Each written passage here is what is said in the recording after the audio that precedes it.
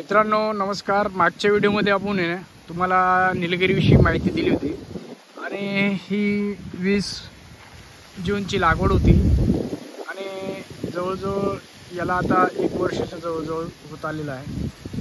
म्हणजे 11 महिने जवळजवळ झाले याला। 11 महिन्यामध्ये तुम्ही पाहू शकता 15 फुटापर्यंत 15 फुटापर्यंतची हाईट वाढलेली आहे आणि हे झपाट्यानं वाढणारं पीक आहे मित्रांनो।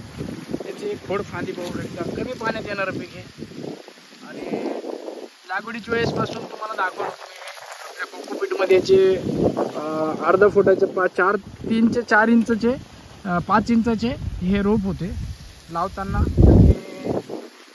असं वाटत होतं की लवकर वाढणार नाही, पण याची ग्रोथ फार उत्तमरित्या झाली आणि याला खत पाणी अजून काही दिलेलं नाही।